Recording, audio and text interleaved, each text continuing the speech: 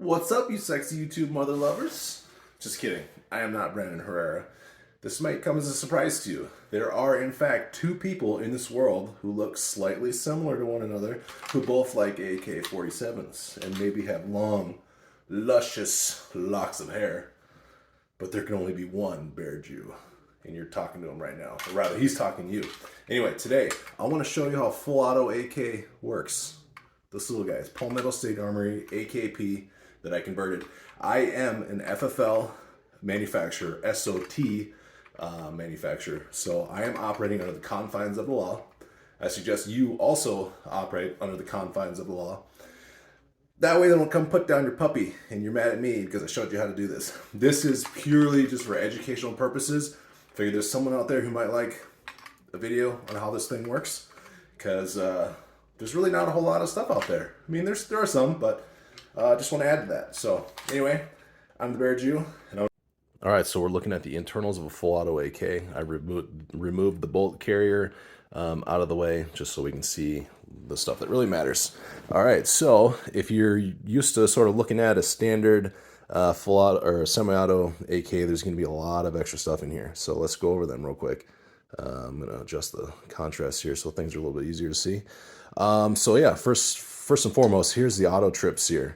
So what this does is this engages the actual hammer and keeps the hammer from hitting the firing pin until the bolt carrier has come all the way home.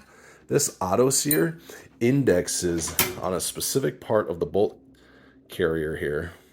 See that little guy right there? Kind of has that swooping, kind of a swoop to it right here.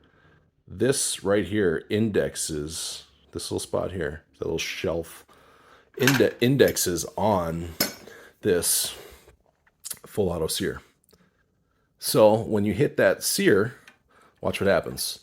It's going to release the hammer. Oh, I already did that actually. So if we were to cock the hammer back, so now the hammer is being held in place by this sear. When I press the sear forward, acting as if the bolt carrier had come fully home, notice how it released the hammer.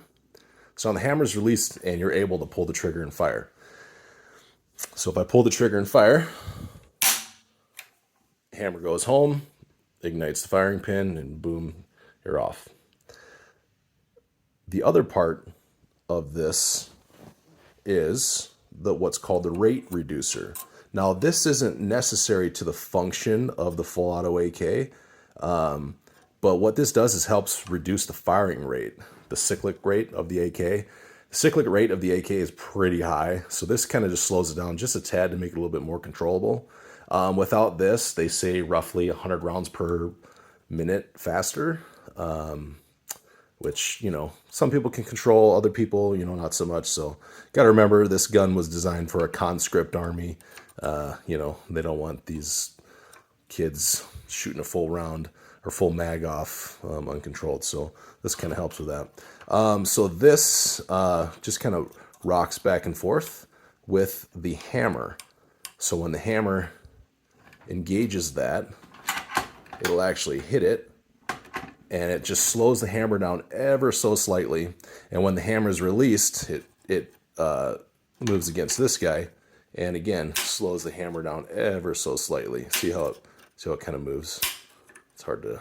This part moves on its own, and then the whole thing actually is under spring tension as well. So that just reduces the fire rate. It's called a hammer retarder. Yeah. Not like what you guys are used to, which is turbo retarded. It's a hammer retarder. So anyway, when I move the safety lever, this is the safety lever right here, that's safe. And notice when I pull the trigger, it doesn't do anything because it's being blocked. So you can see the little part that's moving there. It's being blocked physically. When I move it down to semi-auto mode, which is all the way down, I can pull the trigger, and notice that little tail there that's also moving with the trigger. This is a key part too with the full auto function. That little guy is the disconnector. And when that's in the forwardmost position, that'll actually catch the hammer so that you're not firing in full auto mode. And you can disengage that by going to full auto mode, moving the safety selector up a notch to the full auto mode. And what that does is that allows the trigger to be pulled. Notice the trigger's being pulled, but again, that other part, the disconnector, isn't moving. So what happens is I pull the trigger, the hammer resets, and when I pull the trigger again, flies forward. If I hold the trigger, the hammer resets, and it's not going to catch. Notice how it's not catching that disconnector?